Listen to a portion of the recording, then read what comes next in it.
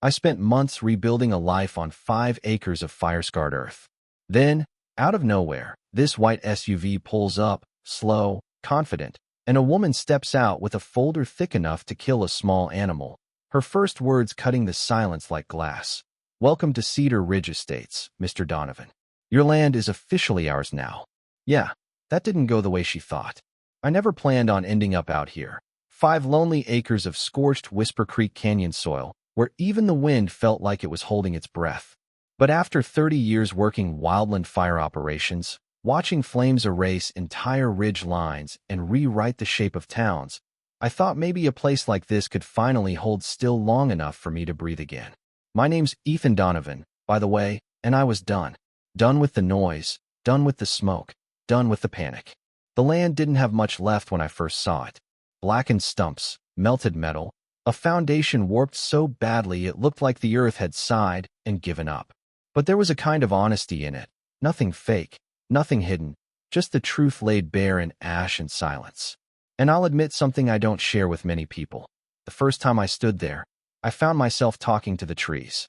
They were nothing but charred poles sticking out of the ground, but I whispered it anyway, quiet, almost embarrassed. "Don't worry," I promised. "I'll bring you back." Maybe it was the loneliness, maybe the exhaustion, maybe the ghosts of all the fires I'd walked through before. Who knows? But that whisper felt right, like the land itself needed to hear somebody promise it wasn't finished. The fire, the ironwood inferno, had taken 3 lives right near here, destroyed dozens of homes, and scarred close to 3,000 acres across Sonoma County. It was the kind of fire that didn't just burn, it hunted, moved like it had a personal score to settle. Somehow, this little 5-acre parcel slipped through the chaos. Clean title, outside anyone's jurisdiction. A miracle in this state. Or so I thought. I bought it outright for $160,000 cash through a federal surplus program. Years of high-risk consulting had left me with more freedom than comfort, and I trusted paper money a whole lot more than I trusted banks. The land came with one simple rule: rebuild it to code, and it's yours. The smell of the place hit me right away. Smoke baked deep into the soil, mixed with that iron-like tang of burned brush. Most people would see tragedy. I saw a second chance. I walked the perimeter 3 times, boots crunching on brittle ash. The silence was thick, almost respectful. Beneath all that stillness, though, something felt alive. Not hopeful, not welcoming, just waiting. I didn't know then that I wasn't alone out there. Didn't know someone had been watching long before I arrived. Didn't know a white SUV would become the first warning sign that my new beginning wasn't as empty as it looked. Rebuilding that place wasn't a single decision. It was something that settled into me slowly, the way a man decides to patch up an old truck that's been sitting too long. One piece at a time, one honest day's work after another. The first week, I slept in a small prefab shed, not because I expected trouble, but because trouble never announces itself, especially in places where the world has already burned once. I'd picture walls rising again, not the same ones, but something steadier, something earned. New concrete footings, steel-reinforced beams, fire-resistant siding. Every measurement was deliberate. Every cut was clean. It was a kind of penance, a way to prove that destruction didn't always get the last word. Around the second week, a white pickup rolled up with CAL FIRE markings. That was Maya Singh, a fire investigator. "You the one rebuilding this place?" she asked. We walked the perimeter together while she checked my fire breaks, the roofing materials, everything. I gave her answers for every question, not because I wanted to impress her, but because I'd lived long enough to know what happened when someone didn't. She gave me a small nod, the kind that meant more than a compliment. When she handed me her card, she glanced over the tree line, the charred trunks still standing. "If you run into anything odd, permits, claims, people, give me a call," she said. I asked her why. Because this area hasn't just had fire trouble. I chalked it up to the usual concerns. But if I'd listened to that quiet hesitation in her voice, I might have noticed something else, a faint sense that I wasn't as alone on that land as I believed. The house rose, frame by frame. The panoramic front window arrived last. When I set it in and stepped back, I saw my reflection, older, maybe a little worn, but steadier than I remembered. For the first time in years, I let myself sleep without the old panic sitting on my chest. And maybe that's why I missed it. The subtle shift in the silence. Not peaceful, but a pause, the kind the world takes right before something steps forward. It was the fourth morning. I was carrying siding panels when something caught my eye near the eastern property line. A wooden boundary stake, one of the original survey markers, was missing, just gone. The dirt where it had stood was freshly disturbed. Deer don't pull a stake straight up. I walked the perimeter again. That's when I noticed the tire tracks, cleaner, lighter, a different pattern entirely. They had backed out like someone had driven close, lingered, and left. And then I saw it. A white SUV parked just far enough down the road that I couldn't see its plates. Windows tinted dark, engine running quietly, just idling, watching. I froze. You don't sit that still unless you're doing it on purpose. My instincts, the ones I learned on fire lines, stirred hard. Someone had been on my property last night. That night, as I sat on my porch, I heard the soft crunching sound again, gravel shifting beneath slow, careful tires. I held my breath, then silence. Long, heavy silence. The quiet didn't feel gentle anymore. It felt like someone else was choosing it. The next morning, the white SUV didn't lurk on the road. It came straight down my driveway. No hesitation, no pause, like a summons. The vehicle stopped a few yards from where I stood. All four doors opened at once. 3 people stepped out. The woman in front, mid-50s, posture straight as a ruler, wearing a blazer the color of wet cement, was Eleanor Voss. "I'm Eleanor Voss," she announced, president of the Cedar Ridge Estates. "We just wanted to officially welcome you, Mr. Donovan. Your land is officially ours now."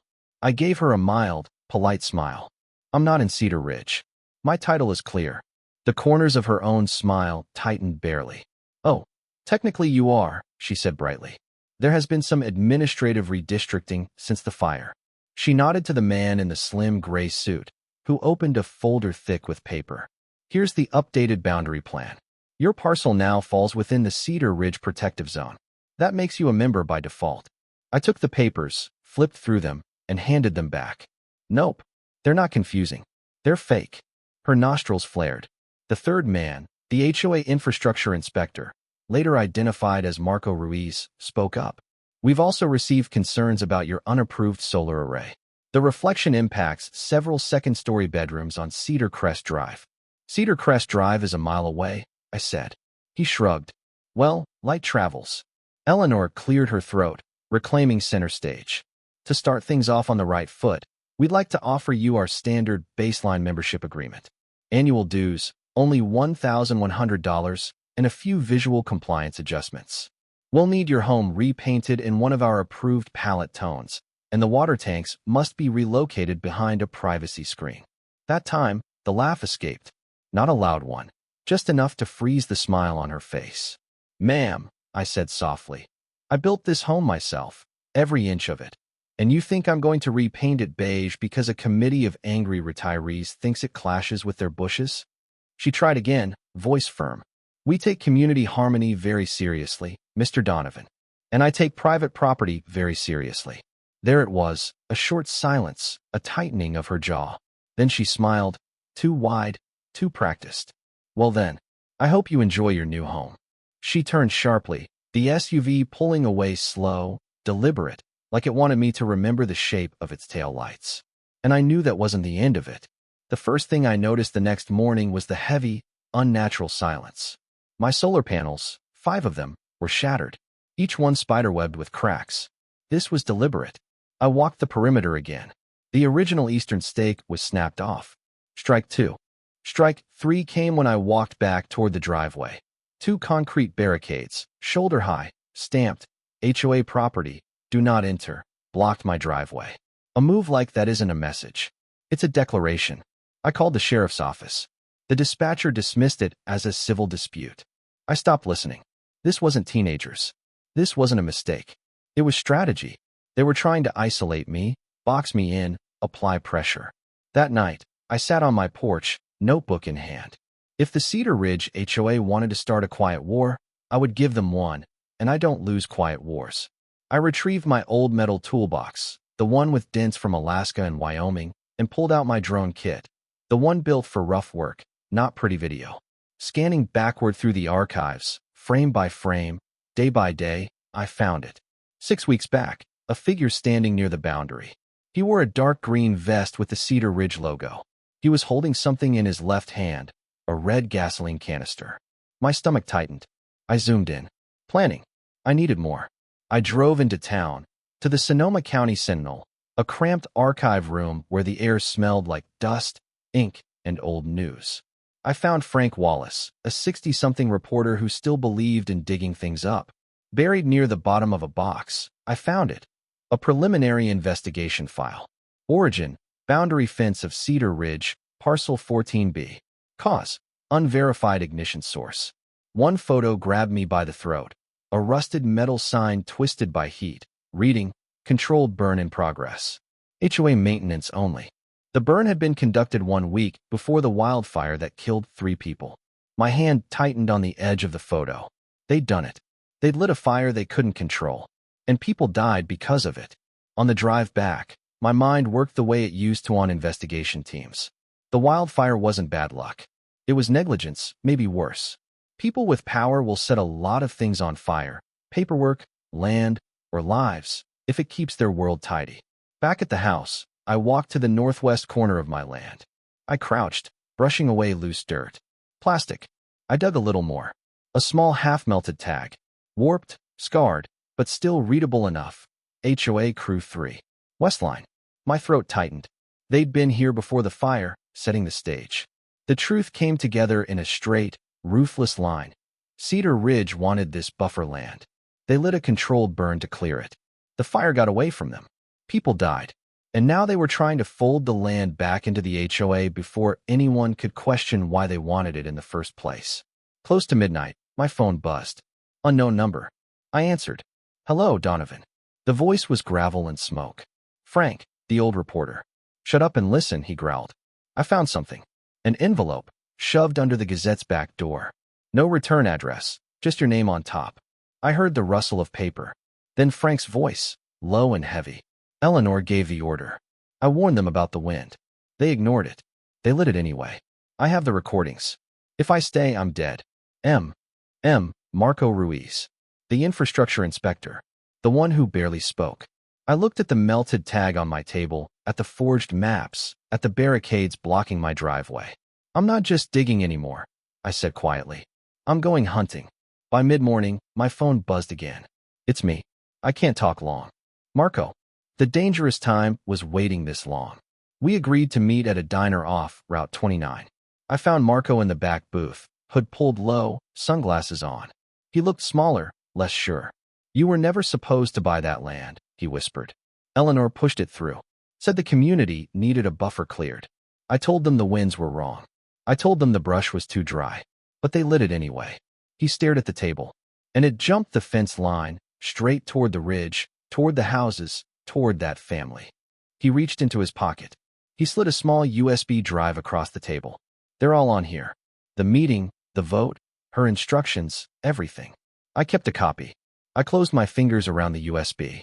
Enough to burn Cedar Ridge down to its foundations. You did the right thing, I said. He nodded, but his eyes were empty. Right doesn't always feel safe. Please finish it, he pleaded. Don't let them bury what they did. I won't. Driving back, the USB drive felt heavier than anything that small should. I called the only person I trusted enough, Maya Singh, the CAL FIRE investigator. She arrived in an old Tacoma. I laid everything out. The fake maps, the drone footage, the melted tag, and finally, the USB drive. She didn't sit.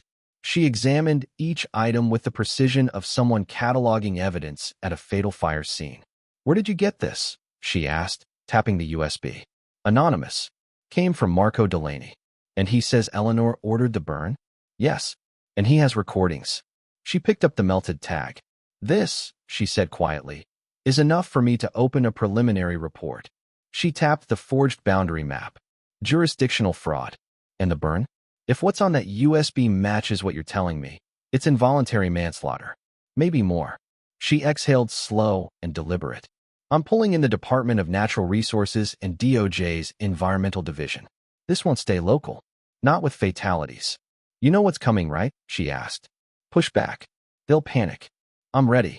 She nodded, picked up the USB drive, and slid it into an evidence pouch. I hope you understand something, Donovan. You're not the only one standing on a crime scene. An entire county is. And now we're going to prove it. 3 long, quiet days passed. On the morning of the 4th day, a vibration rolled through the ground. I stepped out to the edge of the driveway. Then I saw them.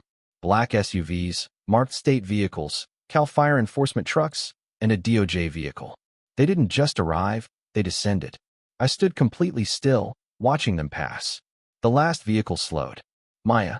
She didn't smile, just gave me a single firm nod, the kind a firefighter gives before walking into the heat. By the time I reached the entrance of Cedar Ridge, the gates were open, forced open. Agents moved with precision. And in the middle of the chaos, wearing a cream blazer and tennis shoes, stood Eleanor Voss. 2 agents approached her. Eleanor lifted her chin. This is an overreach. You have no authority here. Yes, ma'am. We can. One of the DOJ agents interrupted calmly. We have probable cause, recorded evidence, and court authorization. Step aside. She tried again. I demand to speak with your supervisor. You're speaking with him, the agent replied. And just like that, the HOA president realized her world had flipped upside down. I saw him standing off to the side. The county sheriff, the same man who dismissed my report. Now he was being pushed back by DOJ personnel. Sheriff, step behind the perimeter, please. This is outside your jurisdiction. His face turned a shade of red I'd only seen on fire maps. He saw me. He didn't nod. He didn't apologize. He just looked small. And that was enough. Inside the HOA office, agents carried out file boxes, hard drives, and a desktop tower, the machine someone would use to hide or delete recordings. I caught Maya's eye across the chaos. She nodded once more. The raid was on. Cedar Ridge would never recover. The weeks that followed felt strange. The investigation went federal. The indictments were public. The HOA had collapsed under its own weight. And my land, my 5 acres of rebuilt earth, stood free. It was Frank, the old reporter, who suggested a gathering. You ought to let people come by. Celebrate. Hell, mourn a little too. By sunset the next weekend, cars lined the edge of the road. People came without ceremony. Maya drove up, handed me a box of cornbread her mother made. The one who surprised me most was Marco. He arrived in a state vehicle, slipped out wearing a hoodie, and handed me the melted tag I'd discovered weeks before. Thought you might want this back, he said. You keep your head down, I told him. He nodded, working on it. And then, without another word, he stepped away. The cookout felt like something out of a different life. Laughter came easy. The land, this scarred, battered, almost forgotten patch of earth, felt alive again. The moment that stays with me came from a child. He couldn't have been more than 8. He walked up to me slowly, eyes wide.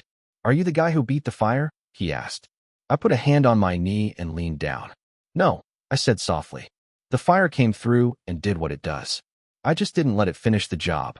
Later, Maya approached me with a small cloth-wrapped parcel. Inside was a printed map, clean, crisp, professionally stamped. My land. No annexation lines, no HOA fingers clawing inward, just 5 acres, free, clear, untouched. I thought you should have the version that's not on fire, she said. When the crowd finally drifted away, I took one last walk. I knelt, ran my fingers through dirt that was no longer charred, no longer angry, just living dirt. Then, in a voice barely above the whisper of leaves, I said what I had been waiting to say since the day I first stepped onto this broken place. You're safe now. The wind carried the words into the tree line. And for the first time, the land answered by simply being still. The right kind of still. The kind that means it's finally over and finally home. This was more than just a fight over 5 acres. This was about people who thought they could use fear and silence to bury a terrible crime. But the truth, just like a wildfire, always finds a way to jump the perimeter. What about you? Have you ever had to dig through layers of bureaucracy and lies to find a simple truth? When you realize someone is trying to use fear to control you, what's your first move? Do you call the authorities, or do you start gathering evidence yourself? Let me know your thoughts and your own stories in the comments below.